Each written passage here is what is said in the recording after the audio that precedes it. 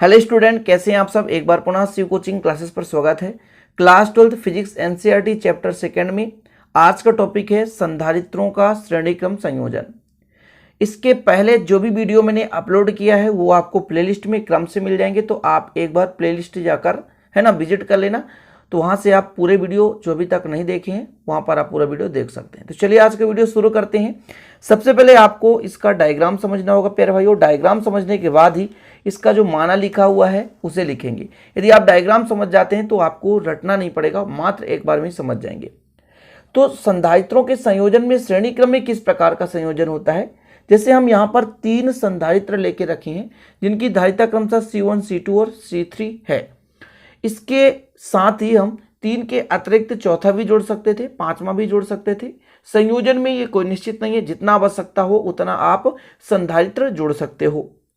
इसमें होता क्या प्यारे भाइयों, श्रेणी क्रम में प्रत्येक संधारित्र का जो दूसरा प्लेट होता है प्यारे भाइयों, अगले संधारित्र के पहले प्लेट से संबंधित होता है।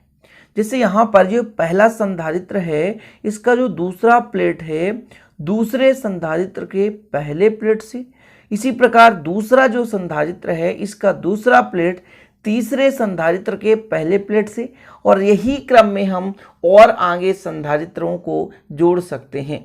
श्रेणी क्रम संयोजन में मुख्य रूप से आपको ये याद रखना है कि जो पहला संधारित्र है उसकी जो दूसरी प्लेट है वो दूसरे संधारित्र के पहले प्लेट से, दूसरे संधारित्र का दूसरा प्लेट तीसरे संधारित्र के पहले प्लेट से, और इसी क्रम में प्यारे भाइयों तीसरे संधारित्र का दूसरा प्लेट चौथे संधारित्र के पहले प्लेट से जुड़ा रहता है।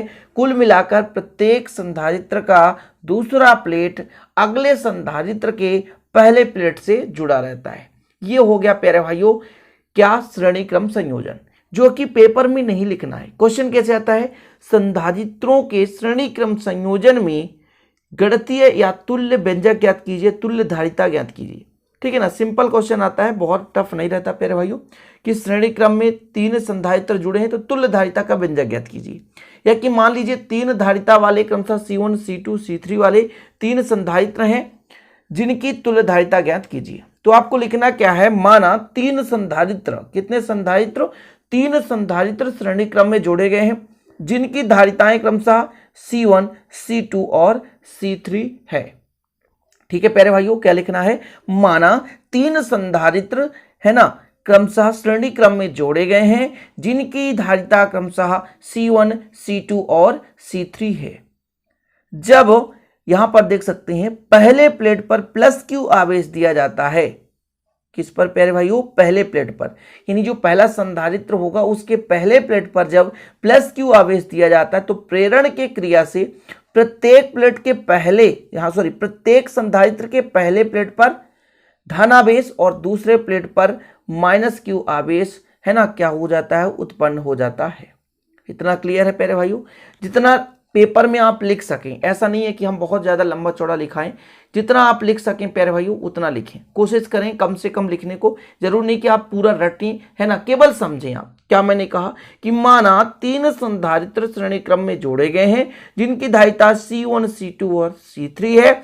जब पहले प्लेट पर प्लस Q आवेश दिया जाता है तो प्रत्येक संधारित्र के पहले प्लेट पर प्लस Q आवेश और दूसरे प्लेट पर -Q आवेश प्रेरित हो जाता है या उत्पन्न हो जाता है। चीजें क्लियर हो गई, ठीक है ना, कि पहले प्लेट पर प्लस Q और दूसरे प्लेट पर -Q आवेश प्रेरित हो जाता है। अब ये प्रेरण की क्रिया संधारित्र का सिद्धांत मैं बहुत बारीकी से समझाया हूं प्यारे भाइयों। रेगुलर यदि आप वीडियो देखते होंगे तो आपको समझ में आ जाएगा। आगे लिखना है, माना तीनों संधारित्रों के प्लेटों के बीच की विभवांतर क्रमशः V1, V2 और V3 है। तो आगे लिखें कि माना तीनों संधारित्रों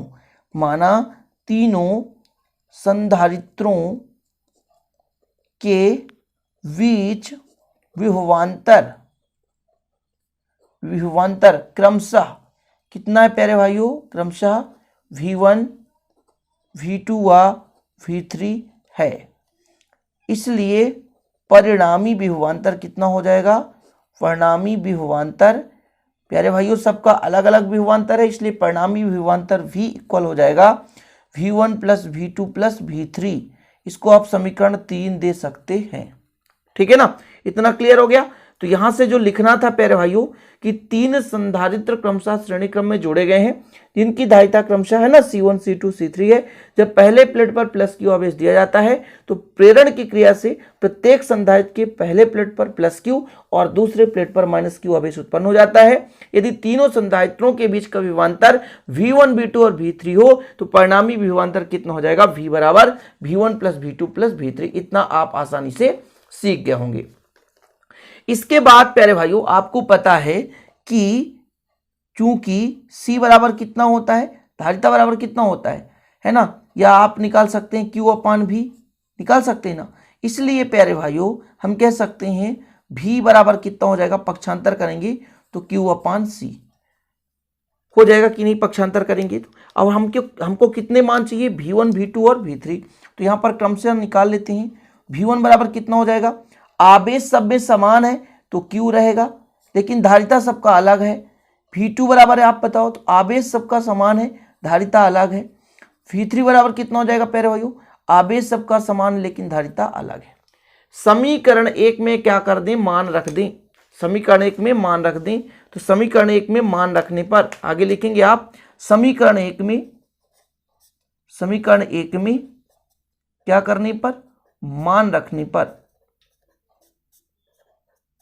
मान रख दो तो V इक्वल कितना आ जाएगा, अपना हो जाएगा Q अपान C1 है ना, V2 का मान हो जाएगा Q अपान C2 और V3 का मान हो जाएगा Q अपान C3। ठीक है प्यारे भाइयों, यहां से आप Q का मान ले लो तो कितना बचेगा, 1 अपान C1 1 अपान C2 प्लस 1 अपान C3।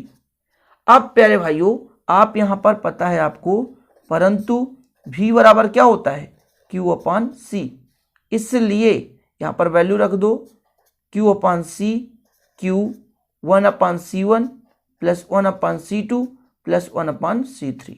ये Q से Q क्या हो जाएगा, कैंसिल हो जाएगा और आपका आ जाएगा परिणामी धारिता कितना आ जाएगा, 1 अपान C बराबर 1 अपान C1 प्लस 1 अपान C2 प्लस 1 अपान C3।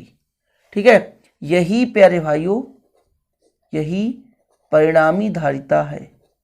यही परिणामी धारिता के लिए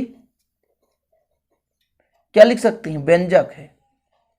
यही परिणामी धारिता के लिए व्यंजक है। आपका कंप्लीट हो गया क्वेश्चन, सिंपल है, बहुत कम समय में इसे आप कर सकते हो प्यारे भाइयों, 7 से 8 मिनट में आपका क्वेश्चन कंप्लीट हो जाता है सिंपल तरीके से। स्क्रीनशॉट लेना है तो मैं वीडियो को रोक देता हूं, पुश कर लेना है ना, और आप लोग इसे स्क्रीनशॉट लेकर के इसका पूरा कंप्लीट कर लेना। इतना आप लिख दोगे, पूरे के पूरे बराबर अंक मिलेंगे आपको, कोई दिक्कत नहीं है। ठीक है, चलिए ये आपका कंप्लीट हो जाता है यहाँ पे। और ये यहाँ पर लास्ट में आप इसका निष्कर्ष भी निकाल सकते हैं, निष्कर्ष लिख सकते हैं। मैं आपको बता देता हूँ कि जो आपका श्रेणी क्रम में जोड़ा गया तो तुल्य धारिता का जो व्युत्क्रम होता है प्यारे भाइयों, तो अन्य संधारित्रों की धारिताओं के व्युत्क्रम के योग के बराबर होता है। यहाँ पर आप देख सकते हैं कि जो आपका परिणामी धारिता है उस धारिता का व्युत्क्रम अन्य धारिताओं की व्युत्क्रम के योग के बराबर होता है। तुल्य धारिता जो होता है, तुल्य धारिता का जो व्युत्क्रम होता है, ठीक है ना, श्रेणी क्रम में संयोजन में तुल्य धारिता का व्युत्क्रम प्रत्येक संधारित्र की धारिताओं के व्युत्क्रम के योग के बराबर होता है। लिखना तो लिख सकते हैं आप।